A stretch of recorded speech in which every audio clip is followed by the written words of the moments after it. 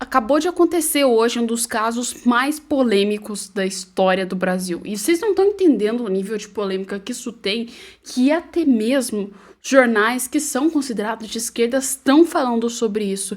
E cada vez mais a mídia põe sobre o fato. E vocês devem estar sabendo do que eu tô falando. Dá uma olhada, porque não é eu que vou trazer essa matéria para vocês. E sim, jornais como a Globo e a Band que soltaram um caso, assim, emblemático sobre esse tema. Uma reportagem do jornal Folha de São Paulo mostra que o gabinete do ministro Alexandre de Moraes teria usado a justiça eleitoral fora do rito para investigar bolsonaristas alvos de inquéritos presididos pelo próprio Moraes no Supremo Tribunal Federal. Parlamentares cobraram explicações do Supremo Tribunal Federal após o jornal Folha de São Paulo publicar trocas de mensagens de assessores de Alexandre de Moraes. Segundo o jornal, o gabinete de Moraes no Supremo teria emitido ordens informais por WhatsApp para a produção de relatórios da Justiça Eleitoral que serviriam para embasar decisões do próprio ministro contra aliados do ex-presidente Jair Bolsonaro em inquéritos como o das fake news. A Folha afirma que teve acesso a mais de 6 gigabytes de mensagens e arquivos trocados por auxiliares de Moraes. Entre eles estariam o juiz instrutor Ayrton Vieira, assessor no STF, e o perito criminal Eduardo Tagliaferro, que então chefiava a Assessoria Especial de Enfrentamento à Desinformação do TSE. Nas conversas divulgadas, assessores afirmam que Moraes estava irritado com a lentidão na execução de suas ordens. Depois desse áudio, os dois iniciam uma conversa sobre um pedido de Moraes para fazer relatórios a partir de publicações das redes de Rodrigo Constantino e de Paulo Figueiredo.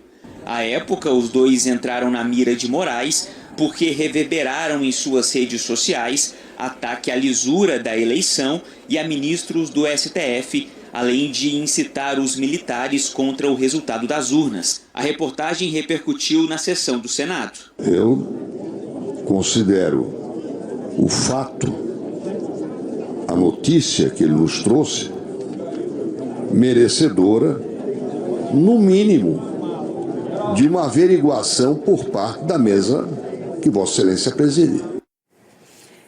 Diz que no curso das investigações dos inquéritos das fake news e das milícias digitais, diversas determinações, requisições e solicitações foram feitas a inúmeros órgãos, inclusive ao TSE. E diz também que no tribunal, no exercício do poder de polícia, tem competência para a realização de relatórios sobre atividades ilícitas. Os relatórios, diz a nota do gabinete do ministro Alexandre de Moraes, descreviam as postagens ilícitas realizadas nas redes sociais de maneira objetiva, em virtude de estarem diretamente ligadas às investigações de milícias digitais. A nota diz ainda que os procedimentos foram oficiais e regulares. Afirma que o gabinete do ministro Alexandre de Moraes no STF pediu relatórios ao TSE por meios não oficiais. E que os documentos para uso no inquérito das fake news eram sobre a atuação de aliados de Jair Bolsonaro. O gabinete do ministro afirma que os procedimentos foram oficiais, regulares e documentados nos inquéritos e investigações, com a participação integral da Procuradoria-Geral da República. São Paulo afirma que Como eu disse pra vocês, vários jornais, inclusive a Globo, entrou com esse tema. Mas eu quero saber de você. Põe no comentário o que você acha sobre esse tema. E vamos falar sobre outra coisa que está sendo bastante importante agora nesses últimos tempos, principalmente quando a gente fala sobre uma coisa, que é a própria presidência do Banco Central. Pois é, tá todo mundo na dúvida de quem vai ser o próximo que vai pegar o Banco Central. E provavelmente o nome para o Banco Central deve ser anunciado nas próximas semanas, diz então Haddad. Segundo o portal R7, a troca do presidente do Banco Central entrou no radar do presidente Luiz Inácio Lula da Silva, e o nome que substituirá Roberto Campos Neto é frente à autarquia pode se anunciar nas próximas semanas, afirmou então o ministro da Fazenda Haddad aí nessa terça-feira agora. Ou seja, provavelmente a gente vai ver alguém de esquerda entrando para ser o novo presidente do Banco Central. E aí, quando essa galera entrar, a chance que a gente tem do governo governo Lula conseguir cair ainda mais a economia, provavelmente seja maior ainda. E a gente sabe que o Campos Neto, de certa forma, conseguiu dar uma segurada muito boa, né? E apesar de tudo que o Lula fez, de dizer que a culpa era dele, de todos os malfeitos que tinham acontecido, e não do governo brasileiro. E agora, com o nome de esquerda, na hora que der merda, quero saber para quem que o Lula vai querer jogar essa bomba, não é mesmo? Já que assim, né? Jogou porque o cara já era de outro governo. Agora, se for de esquerda, será que o Lula vai descarregar a bomba na outra pessoa ou vai manter para ele mesmo? Pois é. Põe nos comentários e vamos dizer sobre uma coisa, né? Que tá chocando toda a internet nesses últimos dias. Porque assim, não tem cabimento alguém falar uma fala como que o Lula fez. Que aconteceu que as eleições foram feitas na Venezuela, foram eleições onde as pessoas ficaram um pouco na dúvida se realmente estava certo, se não estava certo, e aliás, com razão, né? Porque assim, um cara que é um ditador e mata pessoas, meio que assim, é dificilmente você conseguir aceitar e que isso é uma eleição democrática, né? Mas, para resolver todo esse problema, o problema de que o Maduro não conseguiu apresentar as atas e tudo mais, o próprio Lula teve uma ideia, né? Teve uma ideia do além que, aliás, piorou ainda mais a situação, que é dizer para novas eleições acontecerem na Venezuela, mesmo depois de ver todo o banho de sangue que rolou na Venezuela por conta dessas últimas eleições. Ou seja, teve gente que morreu, tem gente que está presa por conta de eleições e no meio desse conflito ele quer que crie novas eleições. Coisa que não vai servir para nada e vai atrapalhar ainda mais a vida das pessoas. Pois é, eu acho que isso não é uma das melhores ideias para serem criadas agora, principalmente nessa bela história que a gente já tem que a Venezuela está tendo com as eleições, né? Vamos dizer, criar novas eleições é dar trela para o Maduro pegar e inventar de criar novas atas, porque ele não conseguiu falsificar dessas eleições. Então, com novas eleições, ele vai ganhar tempo para fazer essa falsificação e já se planejar desde o início. Ou seja, Lula, mesmo depois de tudo, ainda continua do lado de Nicolás Maduro. Pois é, uma coisa triste de se ver, mas que aí a gente já sabe que acontece.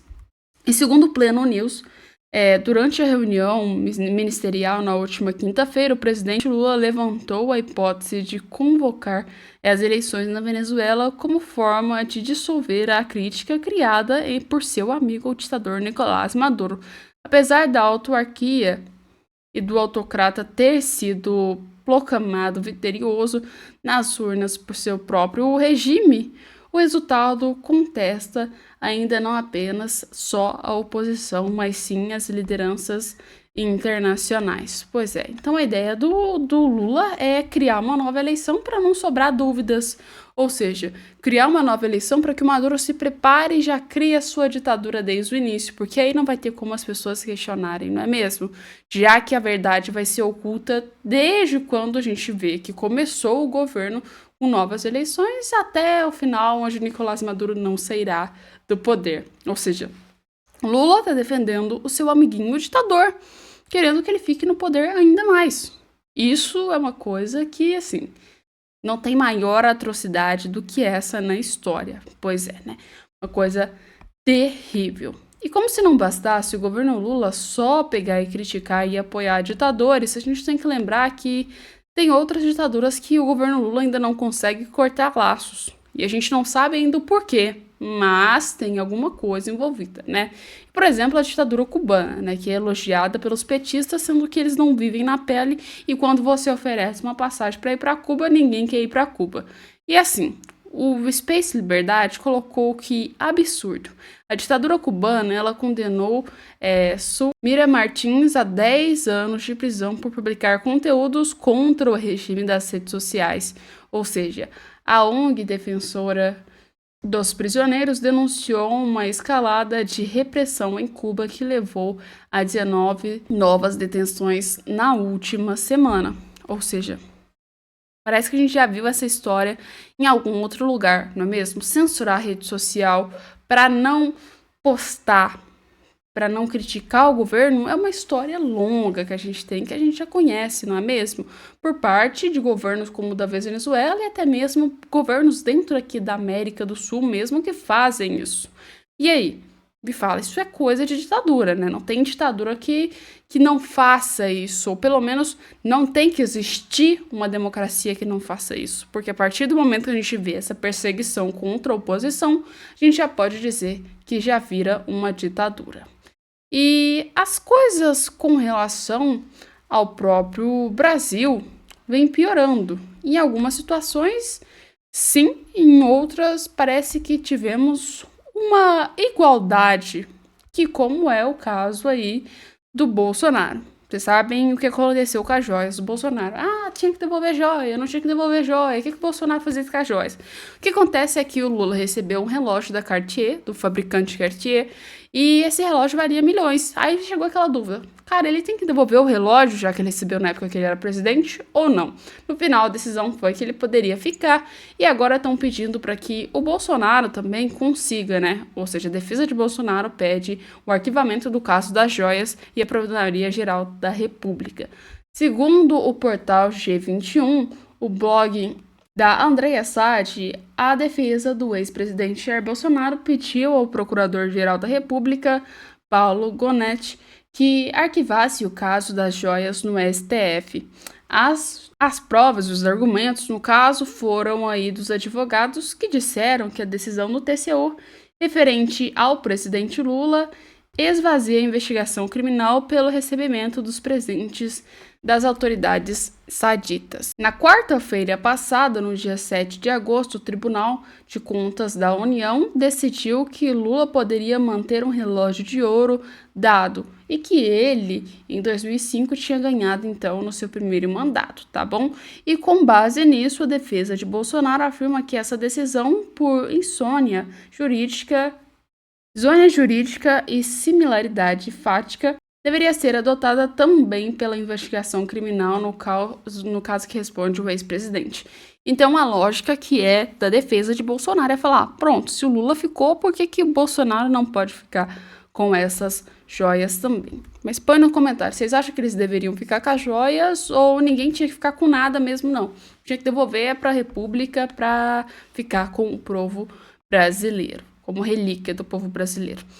E agora, o que a gente está vendo também, embora o Lula critique o Estado de Israel, é que Israel está sendo atacado pelo norte sobre ataques massivos de foguete.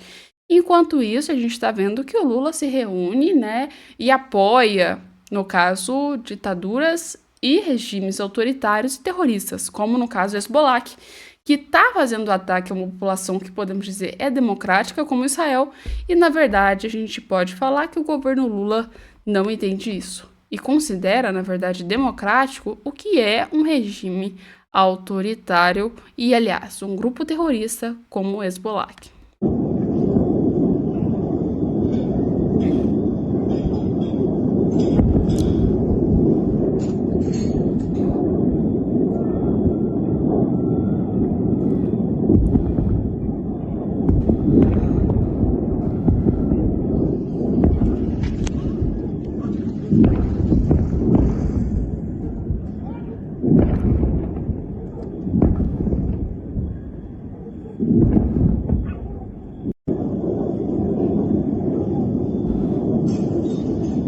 Pois é, e ao contrário do que muita gente acha, a gente pode dizer que esses ataques, de certa forma, não vão cair em lugares estratégicos. Você consegue ver pela iluminação, como, por exemplo, ataques feitos a quartéis generais estão caindo até mesmo em qualquer lugar dentro da população de Israel.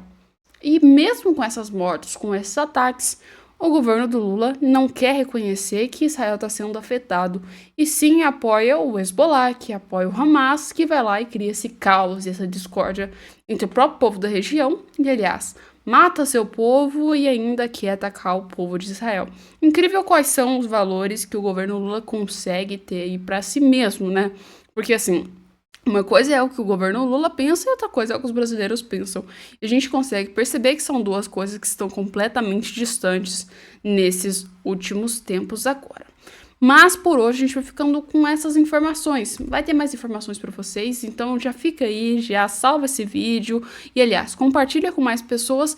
E se caso você quiser assistir mais conteúdos, nosso já aguarda aí ativa o sininho de notificações que a gente volta com vocês aqui às 3 e às 6 horas da tarde. Um beijo e até daqui a pouco.